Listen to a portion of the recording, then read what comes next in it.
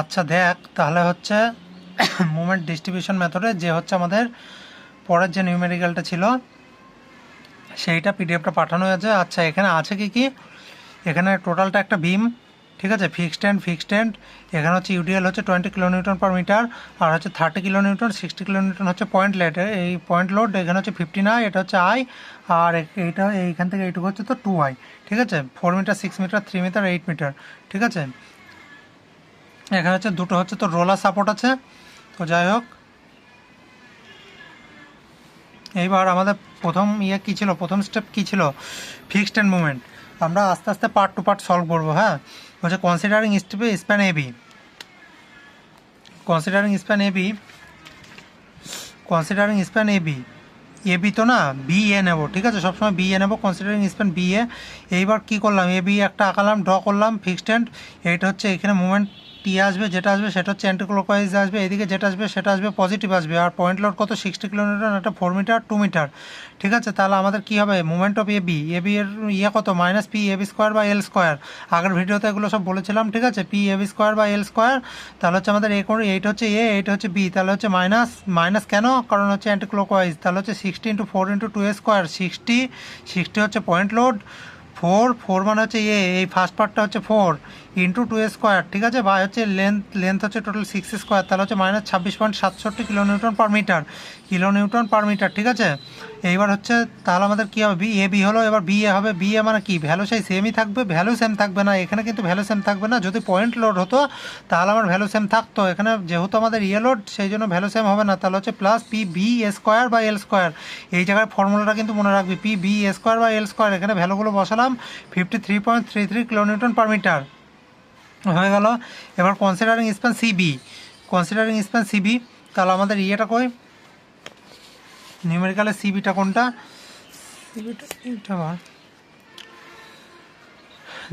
সিবিটা কোনটা, এই তো বিসি বা সিবি, এখান থেকে এইটুকু মানে ইউডিএল এর পোর্শনটুকু, আমরা ইউডিএল এর পোর্শনটুকু আঁকালাম, কনসিডারিং স্প্যান সিবি, ঠিক আছে, কনসিডারিং স্প্যান সিবি, তাহলে হচ্ছে BC UDL 20 kilometre per metre, anti clockwise, তাই তো 3 মিটার, তাহলে এম অফ বিসি হচ্ছে কত, minus W L square by 12, তাই তো বি থেকে সিতে দেখছি মানে হচ্ছে বিসি, ঠিক আছে, বারবার একই জিনিস বলছি, বি থেকে সিতে দেখছি হচ্ছে বিসি, ঠিক আছে, তাহলে হচ্ছে ডব্লিউ এল স্কোয়ার বাই 12, তার মানে হচ্ছে 20 হচ্ছে আমাদের ইউডিএল ইন্টু লেন্থ হচ্ছে 3 বাই হচ্ছে 12 মাইনাস 15 কিলোনিউটন পার মিটার। এইটা যখন সি বিতে যখন হবে ভ্যালু সেম ভ্যালু হবে, শুধু পজিটিভ হবে, তার মানে হচ্ছে 15 kilonewton per metre. Considering span ডিসির পোর্শন কোনটা, আমাদের বিমে হচ্ছে ডিসি বা সিডি, এখান থেকে এইটুকু, এখানে একটা পয়েন্ট লোড আছে, কোথায় দেখ, মিড পোর্শনে, ঠিক আছে।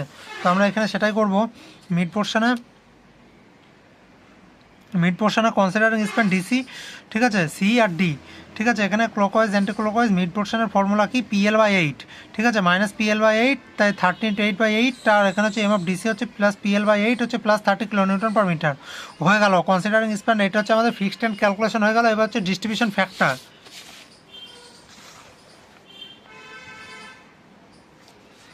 এবার আমাদের ডিস্ট্রিবিউশন ফ্যাক্টরটা খুব ইম্পর্ট্যান্ট। এই ডিস্ট্রিবিউশন ফ্যাক্টরের টেবিলটা দেখ, প্রথমে এরকম একটা ছক টানলি, যেরকম জয়েন্ট, ঠিক আছে, জয়েন্ট মেম্বার স্টিফনেস মানে হচ্ছে কে, জয়েন্ট স্টিফনেস মানে হচ্ছে সামেশন অফ কে, আর ডিস্ট্রিবিউশন ফ্যাক্টর ডিএফ মানে হচ্ছে ডিস্ট্রিবিউশন ফ্যাক্টর, এটা হচ্ছে এই K by summation of K, ঠিক আছে। আমাদের জয়েন্ট এখানে কটা, এই বিমটাতে জয়েন্ট কটা দেখ, এই বিমটাতে হচ্ছে বি জয়েন্ট সি জয়েন্ট, দুখানে জয়েন্ট, তাহলে আমরা এখানে কি লিখলাম, বি আর সি, ঠিক আছে। বি এর ফার এন্ড কোনটা, এইটা ফিক্সড, বি এর ফার এন্ড কোনটা, এদিকে সি, তাহলে এর কোনটা হবে, মানে সি যখন আমরা কাটবো তখন সেটা একটা ফিক্সডের মতো বিহেভিয়ার করবে, এই জন্য এটাও ফিক্সড, ঠিক আছে। তাহলে হচ্ছে বি এ বিসি, আর হচ্ছে সি জয়েন্টে হচ্ছে তোর হচ্ছে সিবি সিডি, ঠিক আছে, চারটে জয়েন্ট হয়ে গেল আমাদের। তাহলে হচ্ছে এইখান থেকে হচ্ছে বি এ, এখানে হচ্ছে মেম্বার কী বি থেকে connected member B A BC, আর সি থেকে কানেক্টেড মেম্বার সিবি সিডি, ঠিক আছে। মেম্বার স্টিফনেস ফার অ্যান্ড ফিক্সডের ফর্মুলা কি, 4EI/L, ঠিক আছে। তাহলে হচ্ছে 4 × E/I এর ভ্যালু এখানে দেখবি দেওয়া আছে 59, ভ্যালুটা দেখবি ওই নিউমেরিক্যালটা লেখা আছে 59, ওই জন্য 59/6 বসালাম, তাহলে কত হলো, কাটাকুটি করে শুধু ইআই হলো, ঠিক আছে। এখানে হচ্ছে বিসি মেম্বারে যাবি 4EI/L fur and fixed, 4EI বা এখানে এর ভ্যালু কিছুই নেই, শুধু আই দেওয়া আছে বলে আই বসবে, EI/3, তাহলে হচ্ছে এটা ক্যালকুলেট করলে আমরা হচ্ছে 1.33 EI, ঠিক আছে।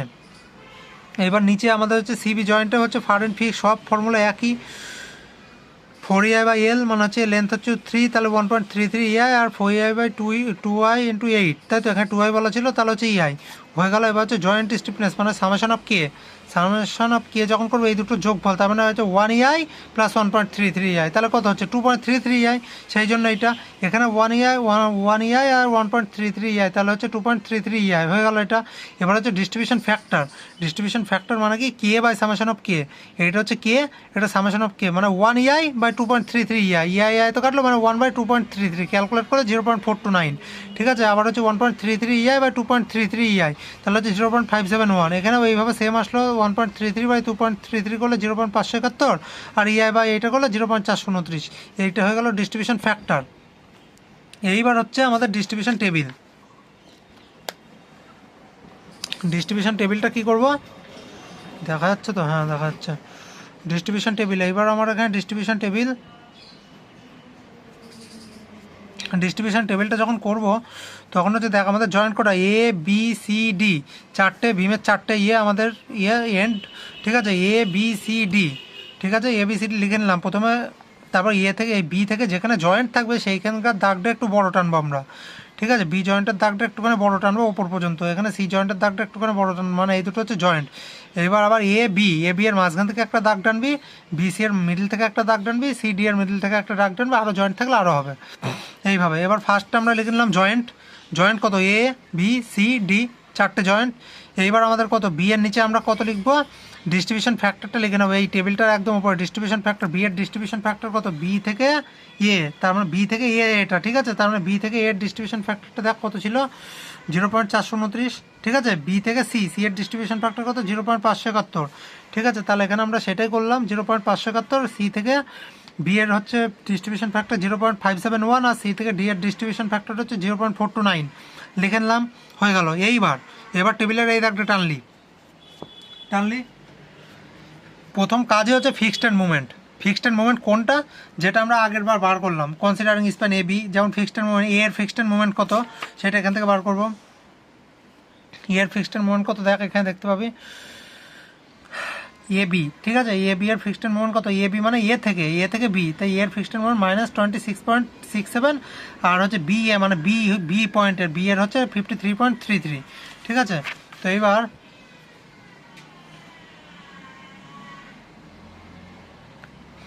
এবার হচ্ছে আমাদের ফিক্সড এন্ড মুভমেন্ট -26.67 হচ্ছে এতে, বিতে কত 53.33, তারপর আবার BC-তে যখন আমরা দেখবি ওখানে লেখা আছে -15 থাকবে, সি থেকে বিয়ে যখন আসবো সেখানেও 15, সি থেকে ডিতে এখন যাবো 30 -30, চিহ্নটা কিন্তু মেন চিহ্ন যেটা থাকবে সেটাই বসাতে হবে, আর ডি থেকে হচ্ছে দেখবি 30, ঠিক আছে, হয়ে গেল ফিক্সড এন্ড মুভমেন্ট বসিয়ে দিলাম।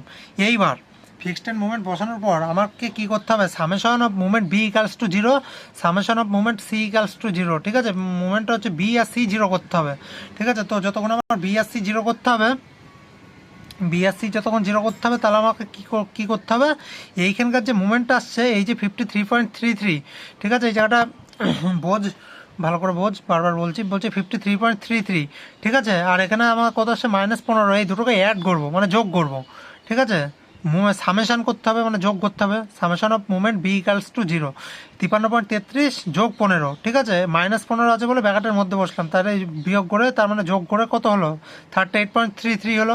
এখানেও সেম 15 আর -30 যোগ করলাম, তাহলে কত হলো -15 হলো, হয়ে গেল। এই জিনিসটা হচ্ছে মেন, ওই প্রথম লাইনটাই মেন, যোগ বিয়োগটা করলাম হয়ে গেল। এইবার তারপরের স্টেপ দাগ দিলি, পরের স্টেপ কি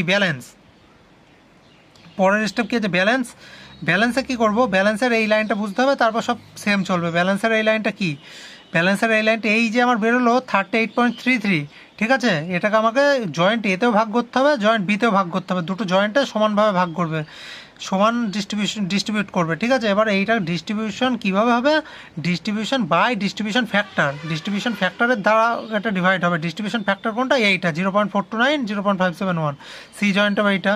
এবার তার মানে হচ্ছে এই যে 38.33 হলো, 38.33 ইন্টু 0.429, ঠিক আছে, তাহলে কত হলো -16.44।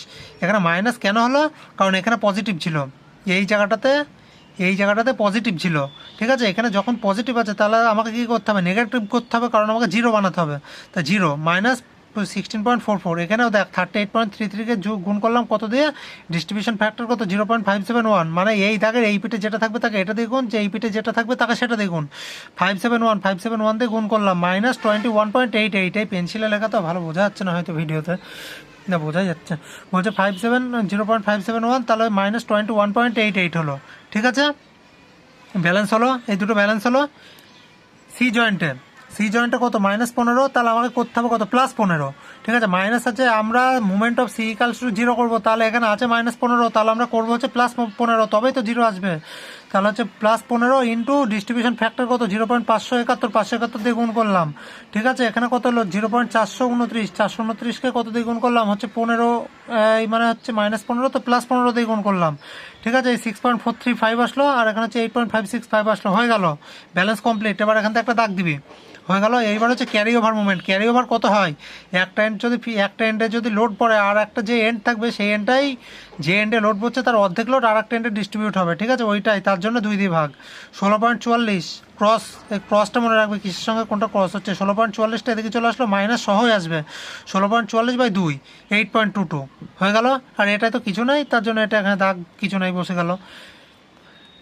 21.88 কোথায় যাবে, বি থেকে সিতে যাবে, ঠিক আছে, সিতে আসলো কত -21.88/2, -10.95, এদিকে 8.565টাকে কত হলো, এটা প্লাস আছে তার জন্য এখানে প্লাস দিভাগ 4.29, ঠিক আছে, এখানে হচ্ছে সি জয়েন্টে কত আছে 6.435, এটা বাই 2 হলো এইটা, আর এদিকে তো কিছু নয় ডি জয়েন্টে, এটা বাই এটা ফাঁকা বসলো, তাহলে কি হলো ব্যালেন্স ক্যারি ওভার হয়ে গেল।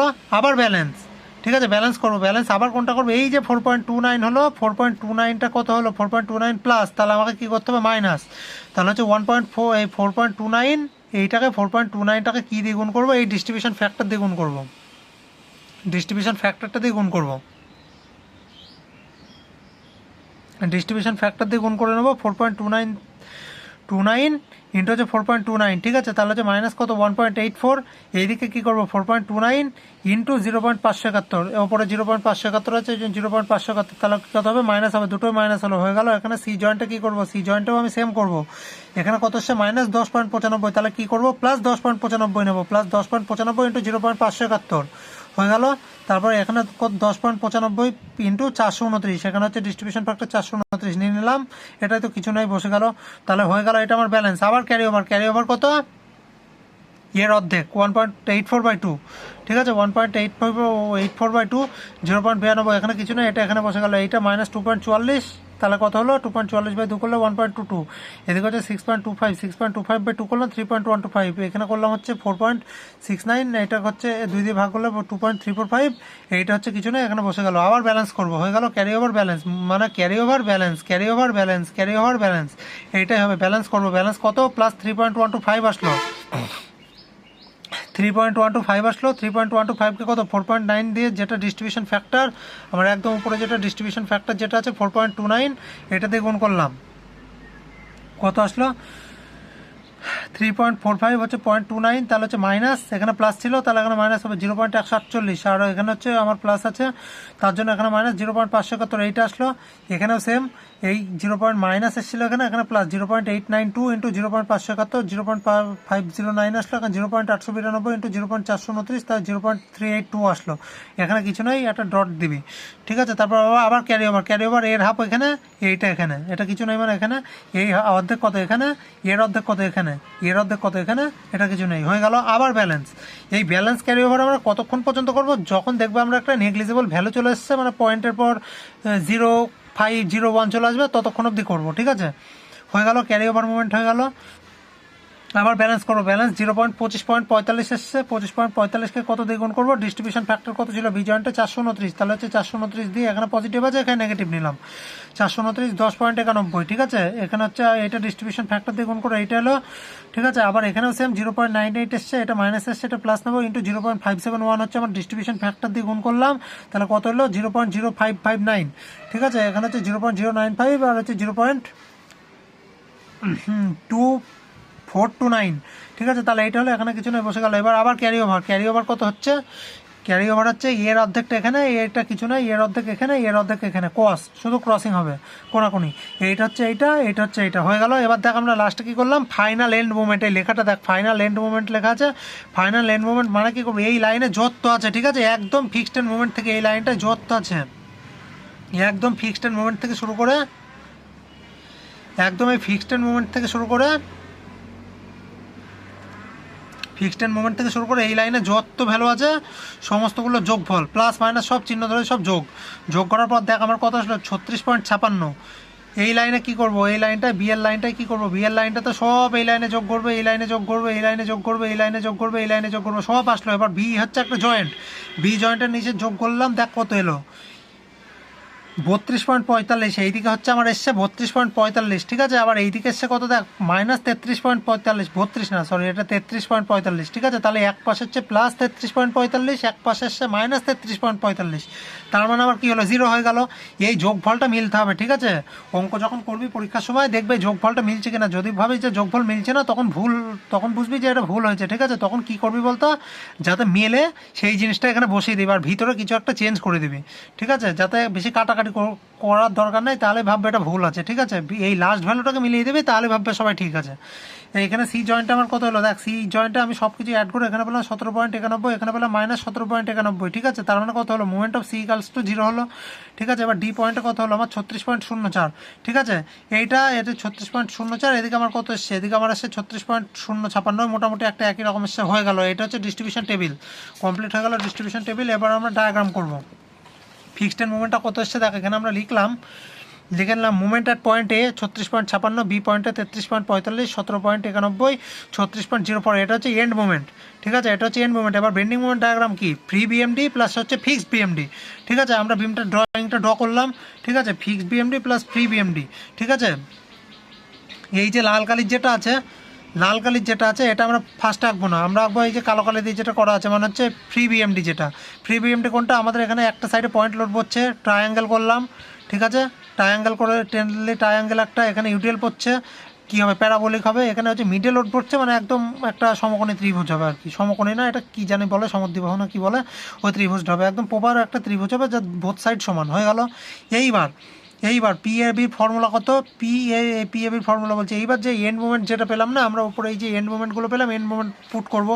এন্ড মুভমেন্ট পুট কীভাবে করবো দেখ, এ পয়েন্ট আছে 36.56, তাহলে আমরা এ পয়েন্টে কত বসাচ্ছি 36.56, বি পয়েন্টে আমার কত আছে 33.45 হচ্ছে বি পয়েন্টে, তাহলে এখানে কত বসাবো 33.45, সি পয়েন্ট আছে দেখবি 17.41, আর হচ্ছে ডি পয়েন্ট আছে 36.04। এই জিনিসটা একদম সমানভাবে একটা দাগ হবে, কেন সমানভাবে দাগ হবে, সমান একটা দাগ দিলাম, ঠিক আছে। এবার এই আপার পোর্শনটুকু আমি ডটেড করব, আপার পোর্শনটা ডটেড করবো, ভিতরের পোর্শনটা প্লাস আছে, পজিটিভ নেগেটিভ বোথ আছে, সেই জন্য ভিতরেরটা ক্যান্সেল আউট হয়ে যাবে, আপার পোর্শন ডটেড হবে, ঠিক আছে।